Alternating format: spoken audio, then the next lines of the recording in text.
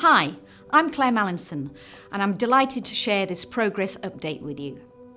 With your help, we've seen some great wins for human rights in the last few months, with human rights defenders being released, unfair laws being changed, and the worst abusers brought to justice. In Egypt, 20-year-old Mohammed Hussein was released from prison after spending more than 2 years behind bars, just for wearing an anti-torture t-shirt.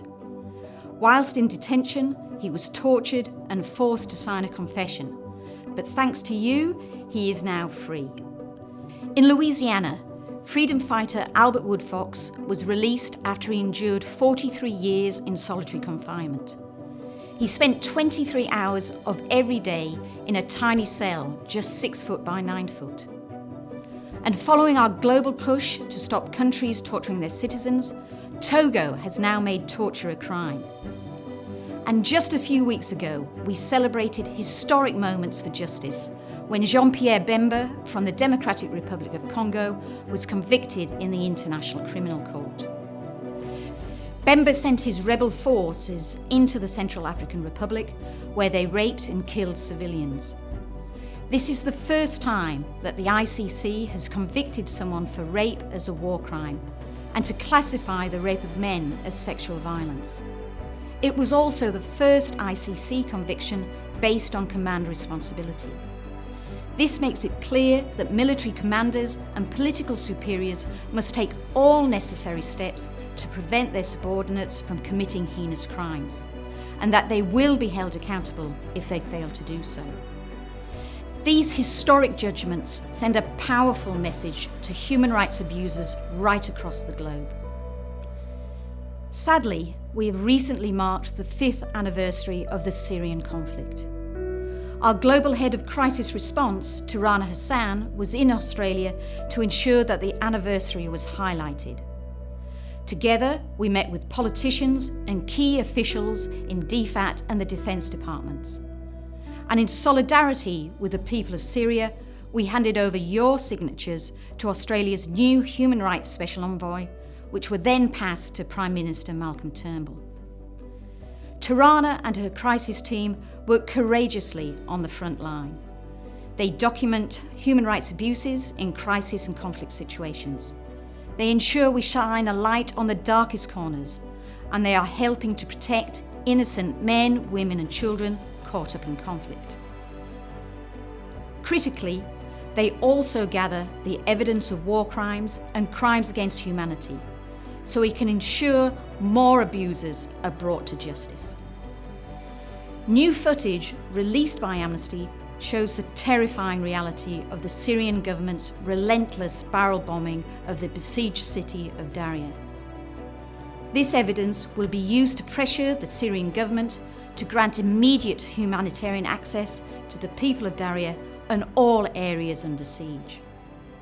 As we know, the ceasefire is very fragile, and there continues to be attacks, and thousands of civilians continue to suffer from severe food and medical shortages and no electricity.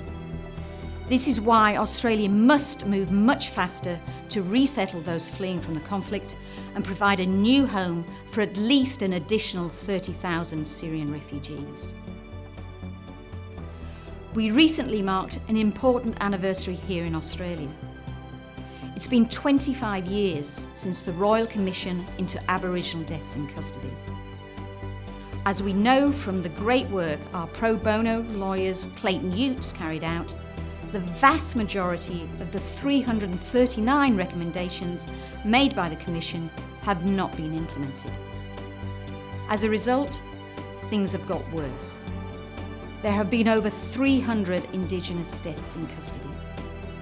The number of Aboriginal people in prison has doubled, and over half the kids locked up in detention centres are Indigenous, some as young as 10. This is a national crisis, and we can't stand by and see a generation lost to the justice system. Amnesty has made a 5-year commitment to end the overrepresentation of Indigenous children in detention, and I hope you will all be part of our campaign. All kids deserve a fair go, and it's time our leaders stopped building prisons and started building communities. As a first step, we need all governments to commit to justice targets. We also need more support for Indigenous-led prevention and diversionary solutions so that kids don't get into trouble in the first place. This can only happen if governments start investing in building and supporting communities rather than pouring millions of dollars into prisons.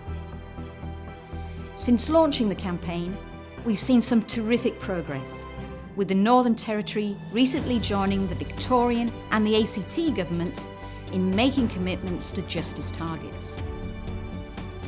Now, we need the other states and critically the federal government to prioritise this issue, to set targets and to invest in Indigenous-led prevention solutions. I know you will support this urgent campaign. And finally, I want to share with you some news from Burkina Faso. As a result of over 500,000 Amnesty supporters taking action, the government there has now made the decision to end child marriage. This is truly fantastic news in a nation where 1 in 3 girls are married off before turning 18, with girls as young as 11 forced to marry. You may remember Maria, who walked more than 170 kilometres when she was just 13 to escape marrying a 70-year-old man. Maria is just one of the many young girls that will be saved from abuse by the government's commitment. Last week, I spoke with Yves, the director of Amnesty Burkina Faso. He has asked me to thank you for all you did to help achieve this great win. So on behalf of Yves and all the girls of Burkina Faso, thank you for all your amazing work and thank you for all your support.